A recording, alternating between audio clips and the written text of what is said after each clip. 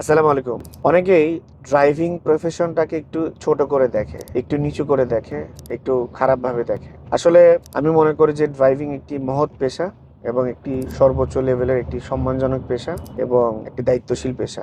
এবং আমার কাছে মনে হয় যে এটা একটা অনেক রেসপন্সিবিলিটির ব্যাপার। কারণ একজন ড্রাইভারের অনেক রেসপন্সিবিলিটিস।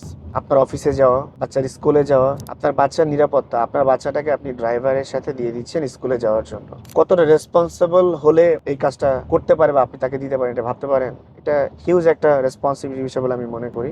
নাম্বার টু হচ্ছে যে আপনার পরিবারের অনেক দায়িত্ব পালন করে, পাশাপাশি আপনাদের যাত্রা পথে, আপনার চলার পথে যে সঙ্গী, আমার কাছে মনে হয় যে অ্যাজ এ ড্রাইভার হিসেবে এটা অনেক বড় একটা রেসপন্সিবিলিটিস। এবং এই পেশার মানুষকে আমি অনেক বেশি রেসপেক্ট করি, শ্রদ্ধা করি, এবং তারা আছে বলে হয়তো আমরা দূর থেকে দূরান্তর যাত্রা করতে পারি, দূর দূরান্তে আমরা ছুটে চলতে পারি। যে কোনো পেশা আমার কাছে মনে হয় যে আসলে যোগ্যতাটা অর্জন করতে পারলে সেটি সম্মানজনক। আমি যে প্রফেশনে কাজ করি, যদি এই বিষয়ে আমার যথাযথ জ্ঞান না থাকে, আমার অভিজ্ঞতা না থাকে, তাহলে আমি নিজের কাছে একটা হীনমন্যতায় ভুগতে থাকবো এবং ছোট হয়ে থাকবো। কিন্তু আমি যদি আমার যেই পেশায় আমি নিয়োজিত হয়েছি বা হতে চাচ্ছি, সেটাতে যদি আমি 100% শিখে জেনে বুঝে করে এসে করতে চাই, তাহলে আমার মনে হয় যে সম্মানের সাথে, ইজ্জত নিয়ে, স্ট্যাটাস নিয়ে কাজ করা সম্ভব। অনেকে আমরা যেটা করি, আমাদের কেন ড্রাইভিং প্রফেশনটাকে আমরা আসলে সম্মানের সাথে নিতে পারি না, কিছু আমাদের যারা ড্রাইভিং প্রফেশনে যারা আছি, তার মূল কারণ হচ্ছে যে আমাদের যথাযথ এডুকেশন নাই ড্রাইভিং এর উপরে। নাম্বার টু হচ্ছে যে আমি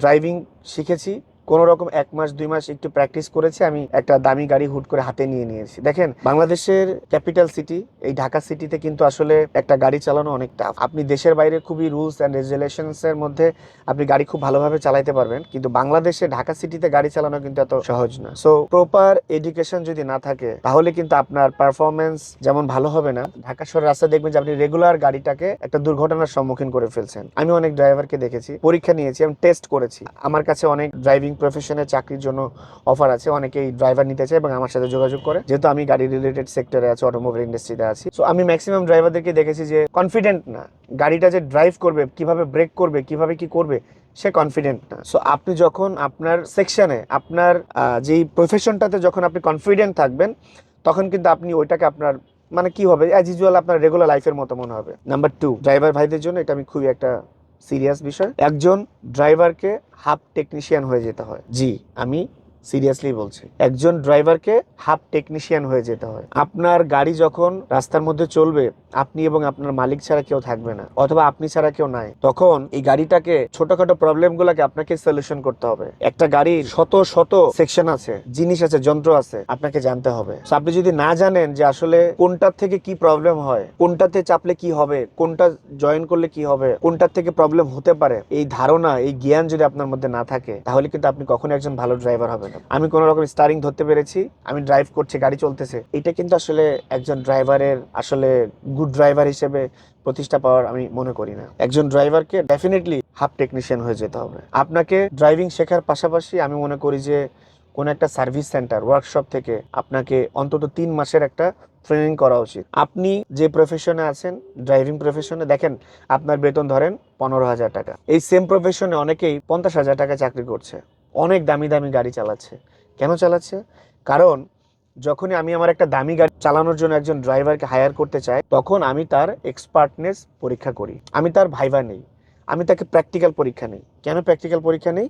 আমি চাই যে আমার এই কোটি টাকার গাড়িটা যিনি চালাবেন বা যে চালাবে, সে যেন এটার কোনো ক্ষতি করে না ফেলে, তার হাতে যেন কোনো দুর্ঘটনা না হয়ে যায়, আমার পরিবার যেন তার কাছে সুরক্ষিত থাকে। সো আপনাকে ড্রাইভিং প্রশিক্ষণের পাশাপাশি টেকনিক্যাল নলেজ গ্যাদার করতে হবে, তাহলে ভবিষ্যতের জন্য আপনি একজন পারফেক্ট ড্রাইভার হিসেবে প্রতিষ্ঠিত হতে পারবেন এবং সম্মানের সাথে আপনার যে রেসপন্সিবিলিটিস, জবের রেসপন্সিবিলিটিস, সেটিকে আপনি ক্যারি করতে পারবেন। নাম্বার থ্রি, আপনাকে নমনীয়, ভদ্র এবং মার্জিত হতে হবে।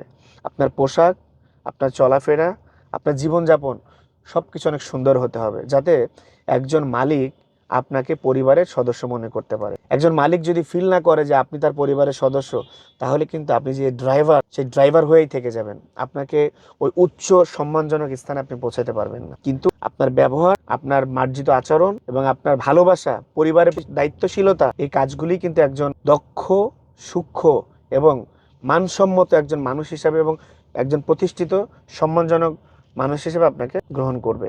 সো এই কাজগুলি যদি কেউ করতে পারি, ইনশাল্লাহ আমি মনে করি যে আপনি নট অনলি ড্রাইভিং প্রফেশন, যে কোনো প্রফেশনের, যে কোনো জায়গার, যে কোনো কাজের মানুষই হোক না কেন, তার কাজের জায়গায় যদি সে রেসপন্সিবল থাকে এবং আপনার জ্ঞান অর্জন করে এবং সে যে কাজটি করছে সেটি যদি 100% শিখে জেনে বুঝে করে, আমার মনে হয় যে সে একজন উচ্চ মর্যাদা সম্পন্ন একজন দক্ষ মানুষ হিসেবে সমাজে কাজ করতে পারবে। সো আমি চেষ্টা করব যে আসলে আমাদের নিজেদের সার্ভিস সেন্টার আছে, যদি কেউ ড্রাইভিং এর পাশাপাশি প্রশিক্ষণ নিতে চান, ফ্রি প্রশিক্ষণ, কোনো টাকা লাগবে না, জাস্ট ফ্রি প্রশিক্ষণ নিতে চান, তাহলে গাড়ি বাজারে যোগাযোগ করবেন। গাড়ি বাজার ওয়ার্কশপ, ইনশাল্লাহ আমরা আপনাদেরকে যারা ড্রাইভিং প্রফেশনে আসতে চান বা আছেন বা যারা স্বপ্ন দেখেন যে না আমি একটা ভালো ক্যারিয়ার করতে চাই, আমি মনে করি যে ড্রাইভিং এই মুহূর্তে বাংলাদেশের এবং বিদেশের, দেশ এবং দেশের বাইরে সব থেকে ভালো একটি সেক্টর, যে সেক্টরে ভবিষ্যৎ ভালো। সো বেকার বসে না থেকে, অন্যের উপরে ভরসা না করে, গ্রামে শহরে বেকারত্ব ঘুচিয়ে এই প্রফেশনটাতে আসতে পারেন। খুব সুন্দর একটা প্রফেশন, জীবনটাকে উপভোগ করা যায় এবং আপনার একটা রুটিন মাফিক লাইফ থাকে, আপনার পরিবার এবং আপনি ভালো থাকবেন। লক্ষ লক্ষ টাকা খরচ করে বিদেশ গিয়ে হতাশ না হয়ে যদি আপনারা একটা ড্রাইভিং প্রফেশনের উপরে কোর্স করে প্রশিক্ষণ নিয়ে ড্রাইভিং শিখে বিদেশ যেতে পারেন, সেখানেও কিন্তু আপনি দেশের বাইরে একটা ভালো ক্যারিয়ার করতে পারবেন। সো এই ড্রাইভিং শেখা এবং প্রফেশনের উপরে যে আয়ত্ত করা, নলেজ গ্যাদার করা, এইটা যে শুধুমাত্র আপনাকে দেশেই সহযোগিতা করবে তা কিন্তু না। বাংলাদেশের অনেক মানুষ দেশের বাইরে যেও কিন্তু শুধুমাত্র নলেজ না থাকার কারণে কিন্তু ওই রড সিমেন্ট বহন করতে করতে তাদের জীবনে পুরোটা সময় চলে যায়। সো সবার প্রতি রেসপেক্ট রেখেই আপনাদেরকে ইনশাল্লাহ সুন্দর একটি ভবিষ্যৎ কামনা করে আজকে এই পর্যন্তই। ভালো থাকবেন। দুর্জয় মামুন আপনাদের সাথে অলওয়েজ আছে। যারা ড্রাইভিং প্রফেশনে আসতেছেন তাদেরকে অলওয়েজ ওয়েলকাম। সালামু আলাইকুম।